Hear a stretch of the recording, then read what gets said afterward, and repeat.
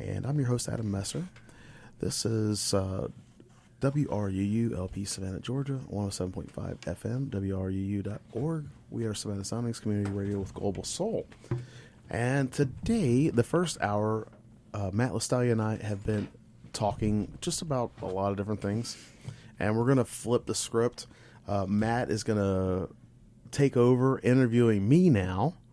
And we're just going to continue the conversation, but you're going to lead the questions this time. Perfect. So this is awesome. It's a fairly natural place for me to be in, and this is not the first time that I've had the chance to interview. I think it's pretty cool. Yeah, I always like I always feel like I learn a lot when I'm talking with you about stuff. Absolutely, it's a blast. And one of the things that you did right off the bat, and one of the things that I always try to do is give that strong, real gratitude to the people that are out there listening. Mm-hmm. We appreciate it, and time is your single most valuable resource. And no matter how much money you get, no matter what you do, you're never going to be able to get the last hour back. You're never going to be able to get the next hour back.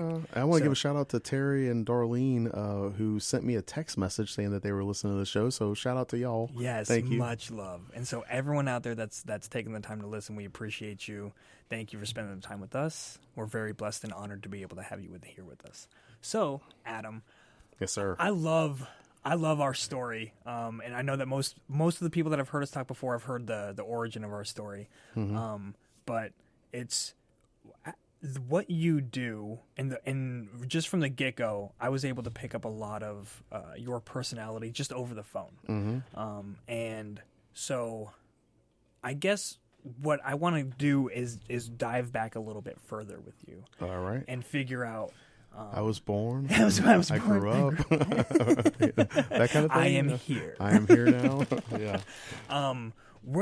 When was it that you figured out your motivation and your drive and desire to help other people? Were there kind of particular incidents where you were with friends and you helped them? And you're like, oh, I get a lot of joy out of this, or was it like taught in your home, or how did that come to be?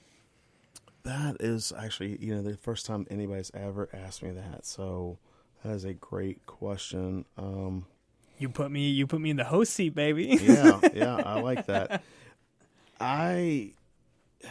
Wow. How did I become intrinsically motivated to help other people? It's hard to ask about intrinsically motivating things. So I'm just curious if there were models in the house, if like you saw it from people that you looked up to. I can give you an example. So I like volunteering, and I like helping other people. I get satisfaction from helping other people, because I enjoy being able to see them. Not just like, okay, well here I gave you a fish for today, and you're going to eat for today. I like to teach them, like, okay, here's how you fish, that kind of thing. So I like to try to help people be able to help themselves. But as a kid, I volunteered at our church's food pantry, and I did that. I also volunteered at the church as an altar attendant for like 4 years. As a young adult, I went to school the first year I flunked out. I completely failed. I was having a lot of like psychological issues, depression, and things like that. And I couldn't go back to school. So I was like, okay, if I can't go to school, I'm going to get into management somehow. So I had my first manager job at like 18. And I was talking to my son yesterday about this, or actually maybe this morning, I can't remember. But I was telling him, like, a lot of times when you're young and you get a manager job, it's not because they're really impressed with your skills. It's because they want to work you to death, and they want to put a lot of responsibility on you, and you get the accolade of being a manager. Exactly. But one of the things I had to learn how to do was to train other people and teach them the job. It was like retail, service type stuff, right? So I guess by the time I was 21, I had started doing optical work, making eyeglasses. And one of the things I had to do was create a training manual. And I had to write out like, okay, well, this is, these are the steps that you have to do, whatever. And so it kind of went back to helping other people to be able to do their job better. And I was a horrible manager, I think, at first. I really did. I really think I was a horrible manager. And a lot of that was because I followed bad examples. I followed like what I thought were like, okay, well, it was like command by fear, and it was like, you're going to do this or you're not going to have a job, and it wasn't like, oh, I'm going to beat you up or I'm going to hurt you, but it was just very simple. Like, your services are no longer needed, and that's fear-led management style. It's not a good style at all. Excuse me. And I decided that I did not like that style of management. So I started reading about leadership, and I started reading about sales, and I started reading about just philosophy and learning about myself, right? And like recent modern history, because I'm 43 now, 2011, I said, I am going to volunteer. I was looking for something to do with my free time outside of, and at the time I wasn't writing, wasn't doing anything. I wanted to do something, that I could give back to the community. So, I started volunteering at the church again. I signed up and became a volunteer auxiliary firefighter. I wasn't the guy going in the burning buildings, but I was like helping with the auxiliary truck and stuff like that, and the boot drive and stuff like that. I really enjoyed that. And I was awarded the 2011 Alumni Volunteer of the Year Award for the University of Phoenix. Check you out, big deal. Yeah, well, all right. But, one thing that I found with volunteering is when you offer to volunteer, people will put you to work. They really will. Yeah, they will. And that's not always a good thing. So, they'll dominate your time if you let them. So I decided that I didn't want to do that. I didn't like the politicking with some of the organizations I was in, and not the fire department. They were top rated. I couldn't dedicate the time, so I had to give my gear back and tell them I resigned because I really don't have the time. And that's an immensely important thing for people to learn, and it's something that I still continue. It's one of the things that I continuously fall on my face about is I see something that's exciting and that I want to be involved with, and I'll say yes. Like the opportunities seem to always come. Yeah. And that's the interesting thing. When you put yourself out there, the opportunities keep coming and keep coming. And then it turns into a problem of not, when am I going to get my next break? It's like, how many things do I have to turn down so that I can focus on the things that I really want to do? And so in that way, I don't let down this new thing, this other organization that I really, really like. I don't want to let you down. And so I get it from that perspective. If a top rated fire department, you can't give them that time and dedication that they deserve from a volunteer, then you got to step away. So I totally get that. I just couldn't. I mean, I couldn't make the drill every week, and I couldn't make the calls, and I felt like, okay, well, this gear is expensive, and somebody else needs it. Sure. So I turned my gear back in, and I just resigned from my volunteer position. One of the jobs that I had was helping college students, and we focused a lot on retention. Okay, so retention, you mean like of students in the school? You wanted to keep students in classes actively attending class. So that's retention. And one of the things that they would train us on repeatedly was retention methods. And I didn't like their format. I didn't like there's 5 layers and there's this, it was all gimmicky, like all sales gimmicky. So I would spend hours talking to people on the phone. Like I might talk to, one of my students for a couple of hours at any given time. And I told them they can call me whenever about anything, whatever. And I'll be glad to help them with what I could help them with. And so I kind of flipped the approach to the sales gimmicky nonsense that I felt like the corporation was pushing us to do, to connecting with people. And I'll be honest with you, I was one of the first people to talk about it where at my job. I was one of the first people to talk about emotional intelligence because I took a 2-week class on it as an elective. and it was a 1-credit elective. But I was like, wait a minute. I did not know what emotional intelligence was. I was like 29 at the time. And so I would preach about it. I would say, you know what? We've got to focus on, helping people because it's the right thing to do. Do the right thing because it's the right thing to do. That's I tell my kids that all the time. Like, do the right thing because it's the right thing to do. Not because you're going to get a reward, not because it's, somebody's watching you, but it's the right thing to do. And so, sometimes that meant helping people to help themselves to, I call it self-selection.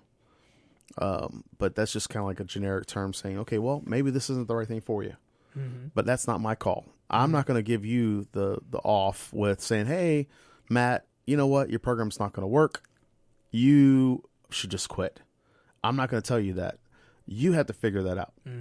Because if I tell you, oh, it's not going to work, and then you blockbuster, oh, see, or if I tell you, hey, it will work, I'm not going to be an enabler. I'm not going to enable you with, that. I'm going to help you, but you have to make that choice. You're not going to get off the hook by asking me to make that choice for you and then blame me either way. Either credit me or blame me. It's the same thing, just two sides of a different coin. Well, and there's an interesting power that exists in self-discovery. And so when you, if I do discover while I'm going through the process of making, or I'm going through the process of attaining my degree, and I realize that degree plan is not for me, and I realize it because of I'm starting to identify the things that I'm really passionate about, and it's no, like, say I was going for criminal justice, like, I'm not really interested in that anymore. We had so many people that they thought getting a criminal justice degree meant that they were going to be able to come out and become a detective. Like, that's not and I would tell them, no, that's not how. This is an administration degree. It is not a forensic degree. It's not a science degree. Even though it was a bachelor in science, it was not that kind of degree. And that they would think that and I would tell students, I'm like, I know you don't want to hear this, but this is the reality, And so I developed, I guess, I developed a sense of, okay, well, helping people help themselves, helping them to be able to flesh out and to be able to verbalize their thoughts, because a lot of folks will have a feeling, but they won't know how to verbalize it. Right. And just like you were talking about the librarian experience, or the person in the library using circular reasoning. Sometimes I would get students, I would do financial aid, and sometimes students would get so mad at me because their financial aid wasn't here at a certain time, and they blame me like it's my fault. And I'm like, okay, well, I opened the file on this date. This is how long it takes to process. This is when we should expect it. If it doesn't come by that date, we would open up a help ticket. I had nothing on my end. They processed it all in Phoenix. But they would get so angry with me. And one of the questions I would say, I understand that you're upset. What are you upset about? And then they would verbalize that. Okay, I understand that. And we would go step by step by step. And 99% of the time, if not 100% of the time, they would go back through a circle, through their own nonsense of why they were upset. And some would eventually admit, like, I'm upset because I don't have my financial aid refund. They get upset and they would, they just say, I want my money. And for some reason they thought I was the one holding it up. And I was like, no, that's not. Yeah, it's in my pocket. I'm waiting to write the check. Yeah, I'm gonna cash it later. It's a very cool. Like, you brought up two different lines of questioning today, earlier, which of diving into the whys and like the layers and layers of whys. Okay, why that, and then why because of that, why this, and then. But you don't want to beg the question though. No, Yeah. and when you're in this situation where somebody is having a significant emotional response to. You can read it. We got to do our station ID. Station ID. That's 415.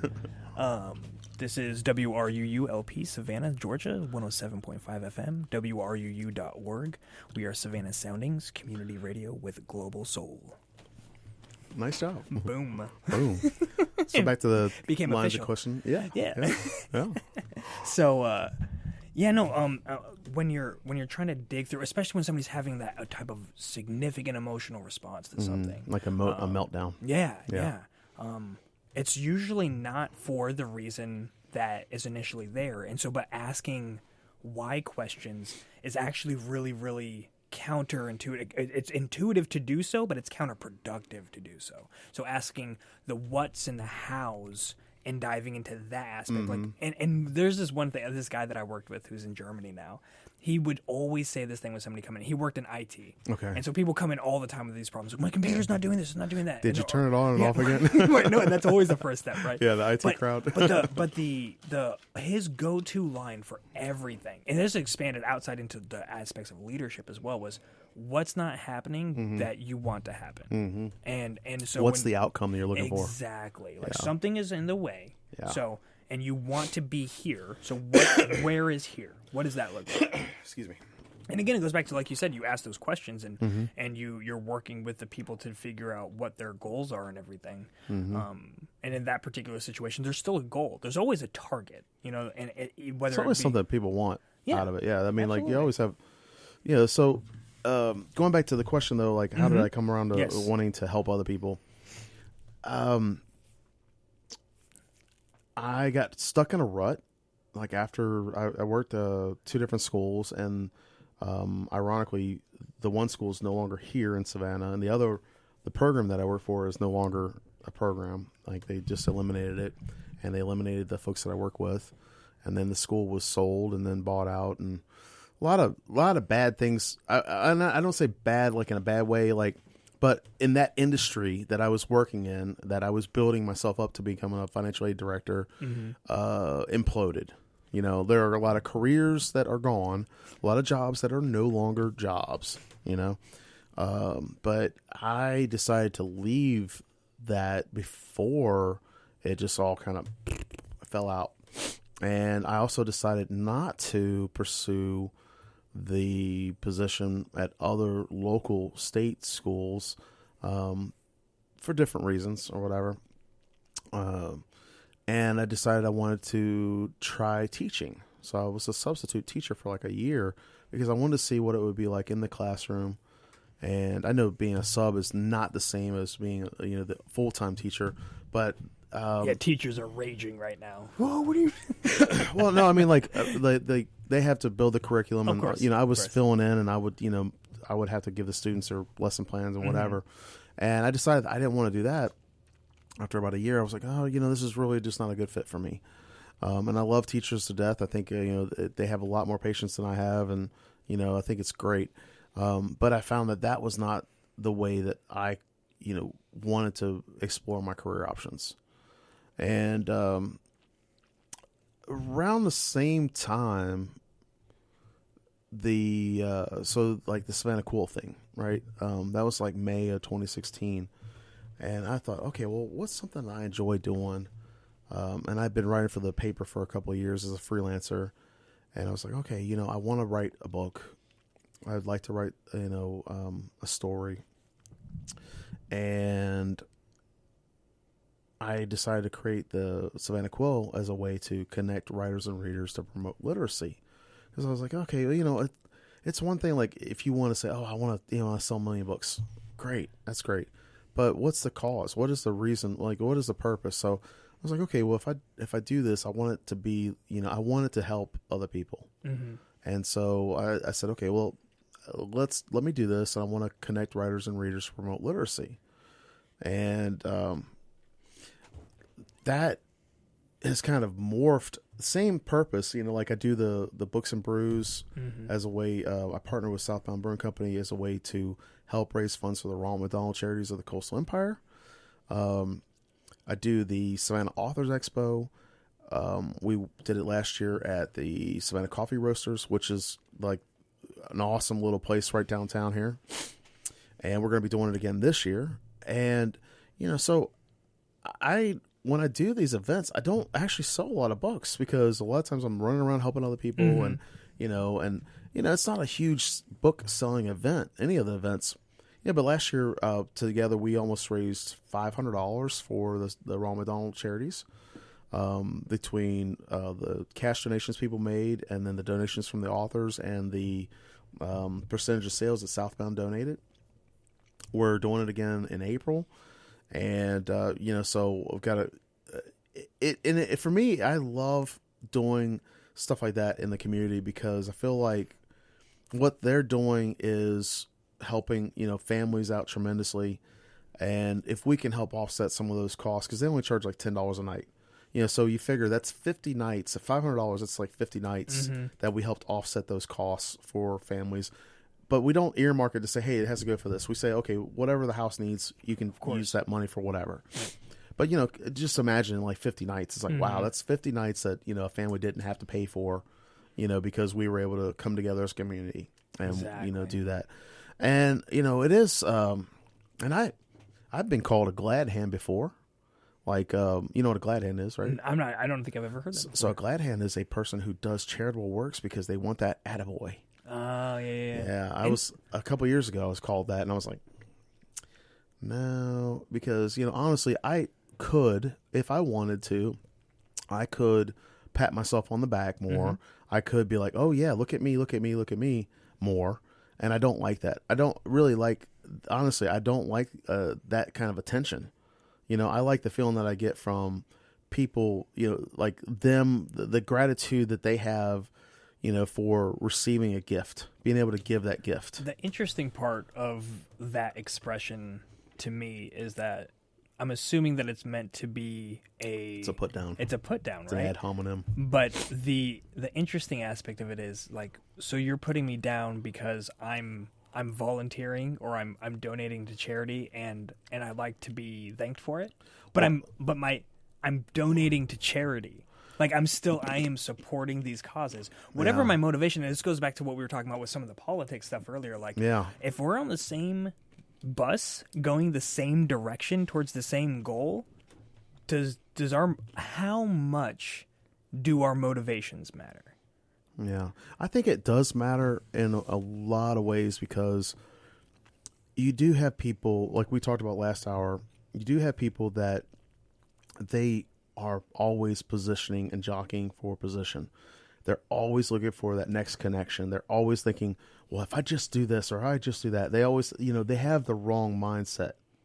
Well, I mean, and that is a perspective on it. Another one is that person is going to be who they're going to be. And as long as I am, I'm standing in my position and I'm able to watch it happen and I learn, then I'm trusting Johnny over there who's doing that, who's jockeying and positioning himself. Like, and when he shows up at this event that I'm hosting, I know what Johnny's going to do. Like, I understand. I disengage from folks like that at my events. No, I'll tell you why. And you can choose to do that because you acknowledge. Like, I'm going to trust you to be exactly who you're going to be. You're going to do that, but you're still here supporting the Ronald McDonald House. Yeah. You know what I mean? And like, I won't do anything to stop you, especially if you're bringing in 25 donators with you. I haven't had anybody do that at the Books and Brews, but I did have it with the Quill, and I had to disengage hardcore on some folks. I mean, like, I just pulled back because I was like, you know what?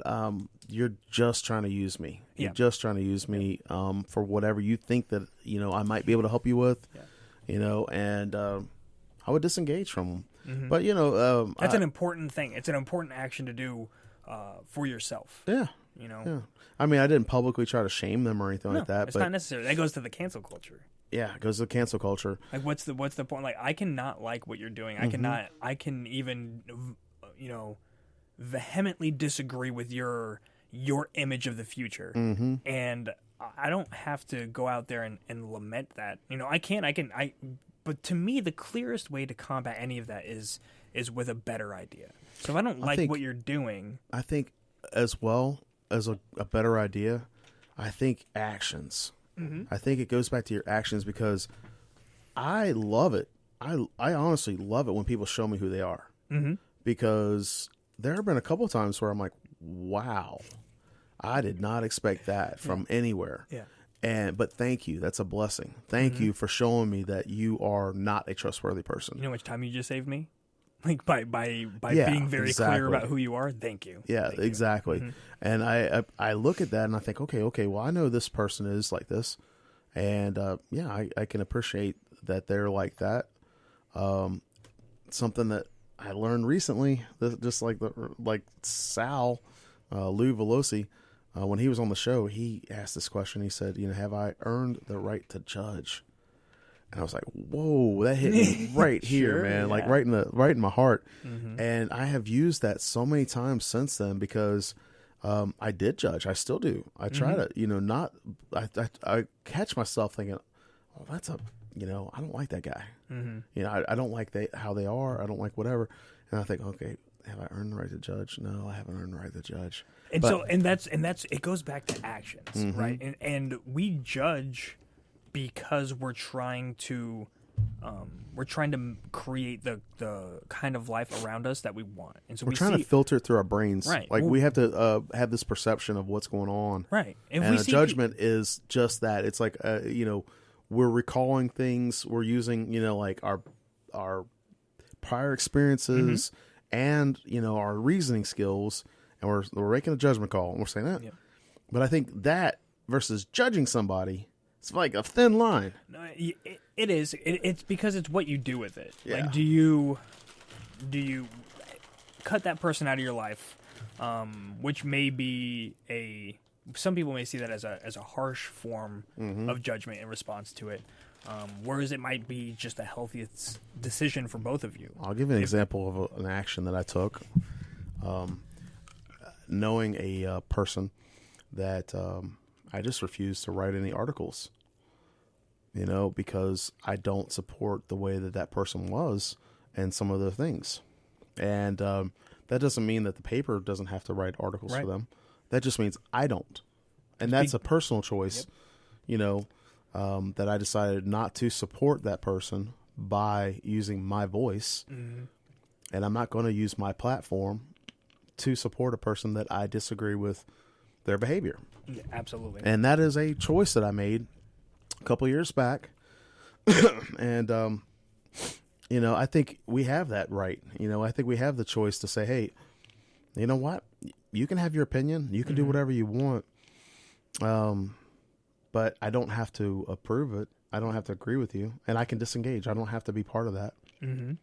No, and it's an interesting part about tolerance that I think a lot of people misinterpret. A lot with tolerance gets thrown around a lot today. Like, oh, we need to be more tolerant. Everyone needs to be more tolerant. And I'm like, that's fine. I agree. I'm all about tolerance, but tolerance is completely different than acceptance. Like, I can tolerate your beliefs. You can live next to me and live in a way that I morally disagree with, but I can tolerate the fact that you're there. But we got to do the station break real quick, everybody. Thank you for listening to WRUU-LP, Savannah, Georgia, 107.5 FM, WRUU.org. We are Savannah Soundings, community radio with global soul. This portion of WRUU Savannah Sounding programming is brought to you by listeners in the 2020 Savannah Music Festival, presenting Americana artists Jason Isbell and the 400 Unit, Mandolin Orange, Balsam Range and Third Time Out, Sarah Jarrose and Madison Cunningham, Leo Kotke, Amethyst Kia, Bruce Hornsby and the Noisemakers, and more. Information at savannahmusicfestival.org.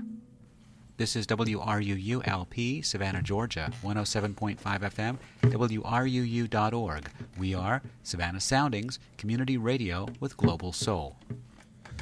And here is Sebastian Messer playing some live music for us here in the studio.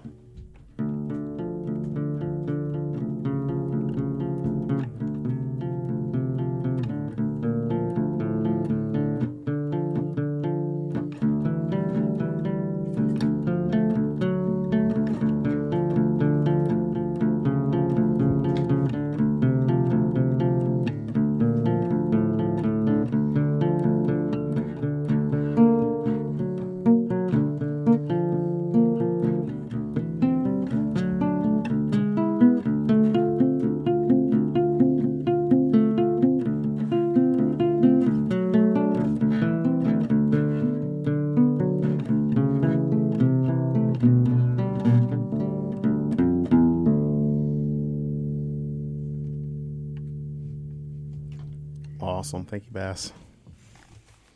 So we were talking about right before the break about being able to disengage from people and having an understanding of tolerance. Yeah, I mean, it's just it's the simple idea that, I don't have to agree with you to tolerate you. Like, and that's where people, a lot of times when they speak about tolerance, they're looking for alignment or agreement. Like if I don't agree with you, you're against me. Yeah, no. Like I it's- don't it's have to agree with like, you on no. everything. Absolutely. And there To can- appreciate and respect your viewpoint, you know. I mean, I think that's and I don't want to say educated. I don't mean educated in the sense of you have to have a degree. I don't mean that. But I feel that the more educated you become, the more you're able to understand, empathize with other people, right? And be able to disagree with them respectfully, you know, without having to, you know, say, well, you know what, Matt, this one thing, you know, you like purple fizzy rocks. I like the blue fizzy rocks. You are a purple fizzy rock guy. I'm a blue fizzy rock guy. There's just no reconciling this. We're done. We're never going to talk again. You know, and that's what I see today over and over and over again. You know, so Well, it's an interesting a world for you to navigate as a person who you're so motivated and not in any sort of passive way to go out there and to lend your services and to create organizations that are there to benefit people. And so navigating the nuances of all these different personalities and all these different motivations can be difficult. So when you're dealing with all of the different personalities and you're trying to help these people, how do you strike that balance? Like, so when are you asking me personally? yeah, you. This is about you. This is hard. That's a hard question, man. Yeah, because I mean, You it's put me on difficult. you put me on the spot. No, I'm just kidding. Put me in the host seat. Oh gosh, like, well, I can be hard or I can be easy about it. I'll be honest with you. I mean, like, I can literally be like a knife's edge or the cutting board. You know, I can either be the one making the cut or taking the cut. And it just depends on the escalation of the situation. You know, So I think that's it's really interesting because it goes to the idea of heuristics, and so like the kind of mental shortcuts that we've created and use over time that help benefit us in situations where we don't know the full scope of things, and so we kind of rely upon the common sense or rules of thumb and things like that. And so I think the thing that I really like about what you just said is you embrace the nuance and you embrace the mental agility and the flexibility of being able to shift from one situation to another and not instinctively going to one. You're like, I'm not instinctively the knife where I'm going to cut. Yeah. You're like, no, like I will let the situation play out and I will engage as appropriately as you've seen, and you have the experience to back up those decisions. So what is do you have any examples of you being the knife? No names required. By the way, Messer is German for knife, right? That's my last name. So you ever heard that song Mac the Knife? Mackie Messer. That's the French version of it, but oh gosh, I'm trying to think who played Mac the Knife. Anyway, there's a song called Mac the Knife, but it's Mackie Messer. But yeah, there's been times where I had to be aggressive and I had to be, you know, the hammer in the situation. Especially when someone's just trying to blatantly take advantage of you, you know. And then there are other times where well, yeah, I mean, you asked me when I would have to like be the knife. Is it in defense of your organization or your principles or of like other people that are involved? Usually it's a personal attack. Okay. Usually it's a personal attack because That's what draws the messer. no. It's one of those things where I give an example. Like for some reason in my life, and I was talking to my son about this morning, but there are people that they either love me or they hate me, and the folks that I usually end up having problems with, that they'll make condescending remarks, or they might ask, you know, condescending questions, or they might, you know, make a remark at my expense in front of other people. And I come back to like they're just jockeying for position. So recently I had a friend of mine who was kind of like, you know, making fun of me like in a jeering way. And I said something that like really cut him and this is in front of a group. And that person got really upset.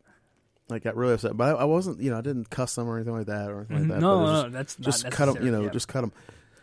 And later on, I actually felt bad because they got really upset because it was a truism, it was a truth bomb, but I didn't need to pull the trigger on that. So I went back and I said, hey, I'm sorry that I made this remark about you, even though it was true. I didn't apologize for what I said. I apologized for the reason I said it. And it stopped him from, making more comments to me. Sometimes that's what's required to get changes, a harsh shift in reality. Yeah. A lot of people will continue to push that line of acceptable behavior inch by inch and incrementally to the point where you're like, how did we get to the point where you feel like you can act this way? Verbal abuse. And, right. Yeah, exactly. verbal abuse. And then the other thing too is like you'll get people that that they feel like, just because you act like a nice person that you're a pushover. And I'm not a pushover. I'm not a bully. I'm not going to bully people, but I definitely am not a pushover. And so that's happened in my life, because people, I think weak-minded people do that. Weak-minded people talk badly about other people. Weak-minded people are the ones that like to try to put you down or name call and stuff like that. They're weak-minded.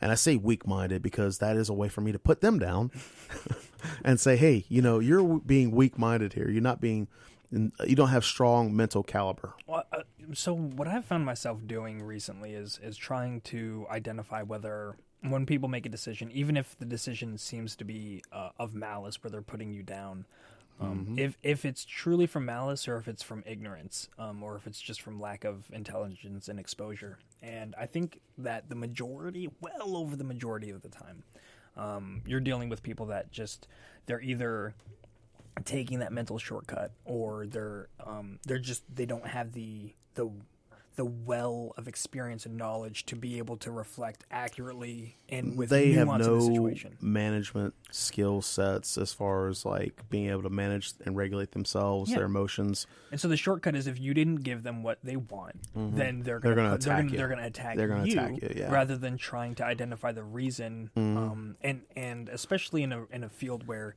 you have more experience, and rather than them defaulting to, okay, he probably knows what he's talking about and maybe I can learn something, they'll default to, I didn't get what I want and he is the obstacle in the way. Well, narcissists, right? They try to control everything about you. Like if they think you're a threat, they try to get you on board underneath their thumb, and they try to dominate, like your behavior. And when they learn that they can't do that, then they try an attack. They try to agitate you. They try to do things to you so that you'll react to them, even if it's a subtle little thing that that they're being a jerk, which I'd like to say another word, but we're on the air. Yes, we are.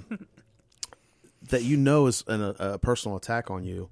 They'll do things like that just to pull you into that area. Like that's their way of being able to try to control you still.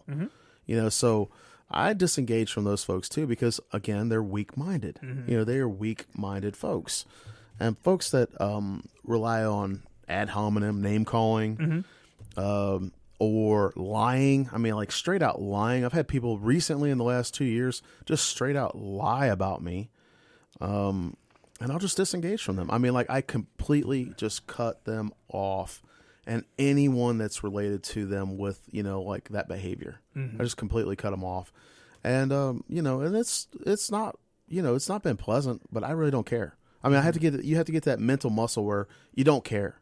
Like you just stop caring about what those folks think about you. And that is one of those things that it is much easier said than done to get over that. And I think one of the things that's helped me with that, especially with the criticism that I get from people since I started the show, which veers its ugly head every once in a while, is an expression that I had heard, which is, I've never seen a hater doing better than me. Like most of the time they're not doing anything at all. Well, that's my point. Yeah, is that I'm not going to get somebody who's crushing it on their show and has a training program out there that's pulling in 6 figures a year, 8 figures a year, that's looking at me going, hey man, you really crapped the bed on the last episode. Like you really didn't bring it in, and this was messed up, and I didn't like it. And I don't like the concept of your show. You know what I mean? Like that that person's never gonna do folks that. that try to troll on you, they're not doing anything at all. No. I mean, they literally have nothing to come to the table other than being a troll. And like that's fine. Like I've created something for you to do, and that's because I'm creating, because I'm starting something. So you're welcome. Yeah. Like you're welcome, and that's where the single most powerful trump card I always have in my back pocket is gratitude. I don't know, man. I love the gratitude thing. I do. I love gratitude. I love being thankful for stuff. But there's just a point where, you have to cut the cancer out. No, it's not to say to leave it in. It's to say how do I do my emotional or internal and mental repairs once I cut that person out? Because just because I remove that person doesn't take away the damage that they did while they were in my life. I would agree, and I also had to work on that. And again with the mental muscle, just not caring. Like it's divorcing that person, but it's also giving them a funeral. Like they're mentally dead to me. Exactly. Like I don't wish any harm to them. I don't wish any kind of malice or any bad will to them, but I no longer have anything to do with them. And it's as if they had died. And, we had a funeral for that relationship and it's gone. Yeah, I've had to do that relatively recently with people that played an intimate part in my life, and setting that and doing exactly that, where you can look and identify. Because at the funeral, I don't like the idea, and this is getting to more of the reality side of a funeral. I don't like the idea of sainthood upon death. Yeah, no. I lost my uncle a few years back, and I did not shed a tear. You know what I mean? Right. But in that regard, when I've cut that cancer out and we're doing the funeral, like to me that's the gratitude moment. That's when we're paying homage to the things that like, know what I'm grateful for in that moment? That I don't have to deal with them anymore. Yeah, well, and that's my gratitude. And that you've learned. Like I'm grateful that I was able to see you for what you were, and that the damage that you were doing in my life is no longer there, and it is impossible for your damage to extend any further than it already has. And I can do nothing but grow from here. Let me do the station ID. You're listening to the Matt Lostaglia and Adam Messer show right now, on WRUU LP Savannah, Georgia, 107.5 FM, WRUU.org. We are Savannah Soundings Community Radio with Global Soul, and we've got about 12 minutes left, Matt. You asked me about the knife side, right? So I was kind of giving you some examples of, just vaguely trying to explain the hammer, bringing the hammer down. And people are like, oh, I can't, you're not like that. Like I'm very much like that. I am very much a person like, I will not do anything to harm you and I will not try to hurt you, but I am definitely not going to let you take advantage of me or bully me or do the same with friends and family. I'm not going to do that. And I will actively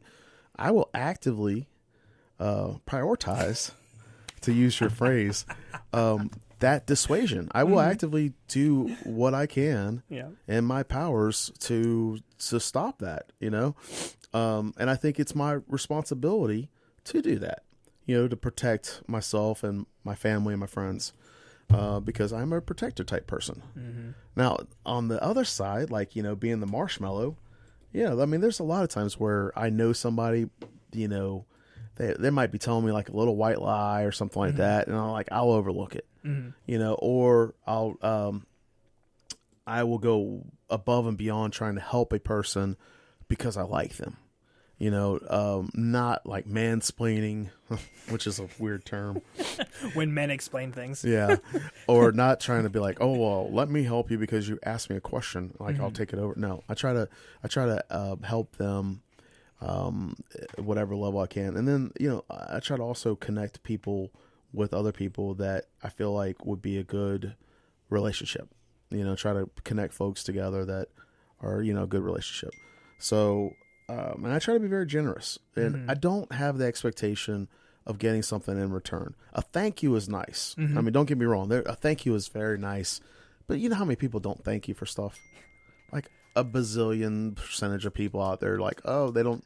And I don't know if it's either they're absent-minded or if it's just that they don't think about it, or it's just that it's so kind of like secondary to them, that they're whatever. Yeah, either they don't value the thing that they got, and then, so they don't see it as worthy of giving thanks for, or they were expecting it, and so the fact that you did it, you're like, okay, well, I've been waiting, so I knew that you had the connection, and I can't believe that you took this long to pull through on it. Right. Or like you said, I think a lot of the time, people may be absent-minded. Yeah, like you get caught up with life happens. Sure. But I love that little meme that says, don't kid yourself that people are busy because they have their phones with them 24/7. If they wanted to make you a priority, you'd be a priority. Absolutely. And I don't mean like in a bad way, because we all have families, we all have kids, we have lives and things like that. But there's a reasonable turnaround time to getting back with somebody. Mm-hmm. If you, and I've had this happen before, where I will have forgotten to return somebody's call or text or something like that. It happens. And so I'll do a follow-up with people. And I'll just say, hey, I just want to follow up with you because I know that I forget stuff. But some people get offended by that. Some people get upset because they're like, well, why are you following up with me? Because we left it open the last time we talked. Or, I had a question that, whatever. But those same folks, when they want something from me, will blow me up. Right. They will blow me up. And I just think it's really funny. And so that is another way that I learned, okay, well, thank you for showing me who you are. Mm-hmm. Thank you for letting me know and see you as who you are. And now I'm going to disengage. Yep. That's my practice. I disengage from folks. Yeah, no, and I think that's the healthiest way, because there's no reason to create unnecessary conflict Hostility. and hostility. Like, Yeah. if you, I don't have to be the knife. Yeah, no, and if I can be the butter it should be knife. reserved. And to me, it's just like anything else. Like, mass exposure to something reduces the effect. And I had that from leadership when I first joined the Army, where people, they always brought the hammer with every situation that came up, and it did two things. One, it made that tool less effective, or it made people feel like it was like a relatively like toxic environment, and they didn't feel comfortable going to that person because of that. Remember I was talking about that poor management style when I first was a manager? I was like, I was like the hammer all the time. Exactly. Because I didn't really care. I would tell, this is one of the worst things. I love finding solutions, but I think one of the worst things to ever say to somebody is, don't come to me with problems, come to me with solutions. Well, if I knew the solution to every problem, I wouldn't have to ask you. So I think that the idea there is to avoid complaining. Right? Well, so it's to yes. To get around that. But I in get the context that I'm talking about. Yeah. Like the demeaning, like, I'm tired of you just coming to me with problems. You don't come with any solutions. Well, guess what, boss? Yeah, there's the a boss. reason you're the boss, and you get paid the big bucks. Because and you're supposed to be the problem solver. Yeah, you have the experience. You've been through this before. You have perspective on it, and that's what I'm trying to lean on here. So that way we can. If I make a solution I know right now I'm not coming with the experience to be able to come up with a solution that makes sense, and maybe we can spitball one together, But there is I had a run-in with somebody at work recently where they came up to me with they're like, hey, you created a schedule that said this, and I can't do that because of this whatever category of things that exist. I'm like, okay, so bye. I'm like, oh, so that's your solution. That's your answer to the situation. You just come in, you're like, I'm not doing that, and then you walk out. Like, so no proposed. Like, hey, you know what? Like, I know that I was supposed to fill this slot. Matt, you're just on the hook now. Yep. Figure it out. So how did you deal with that? I just told them I specifically asked. I was like, so you came in here to let me know that this problem exists, and you're not here to help. Provide a solution. Yeah, and accountability is important. And she said, yeah, that's right. And I was like, okay, cool. And she was like, okay. And she stood there waiting as if the conversation were to continue. I was like, oh no, I need to solve this problem now. And because you're not part of the solution, I need you to leave my office so that way I can go ahead and. That's understandable. Yeah. I think I was very heated on the inside. That was as cool as I could make it on the inside.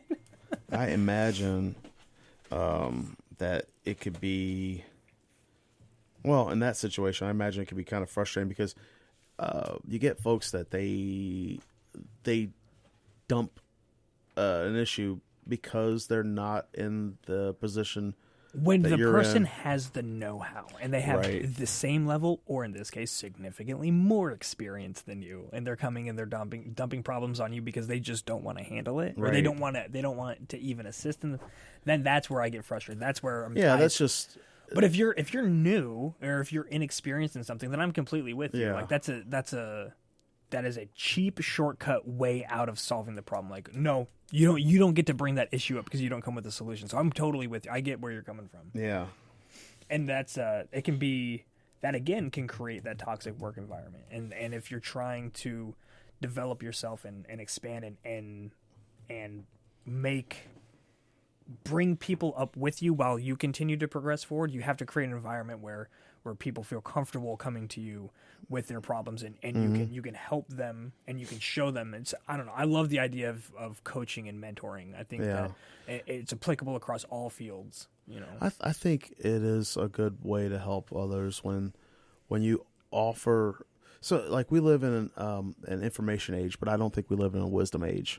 You know, I don't think we live in a knowledge-based wisdom age. I think there's so much information out there. Instant information. Yeah, like pseudoscience. You know, it's almost like a world of pseudoscience. You know, to me, because you have so many resources. You know, like, let me Google that for you. You know, that is a phrase that reminds me, like, everybody can Google it. Yep.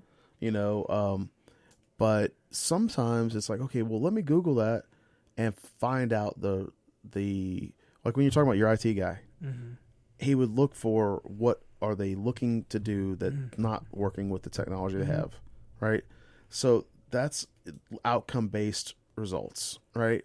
And so we have this situation in the world today where there's so much information out there, and I mean, like, you could literally learn how to do anything if you want to look it up and watch videos or read about it or whatever, right? But being able to make it effective and make it, you know, your own thing, I think that's a lot harder to do.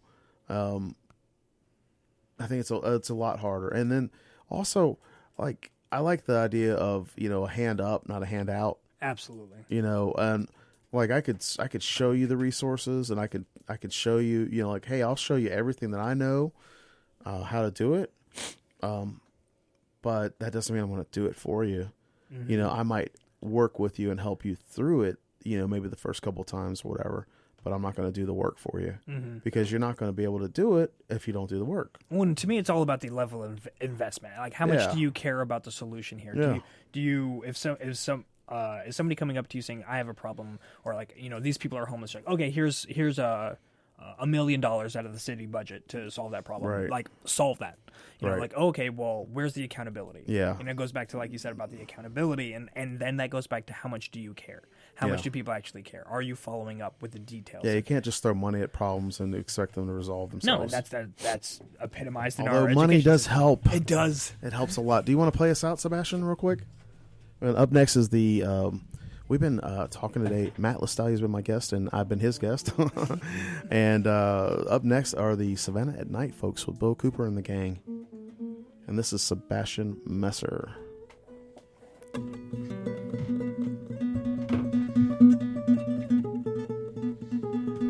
And thank you very much, Matt, for being on the show today. It's awesome, man. I love being here. Yeah.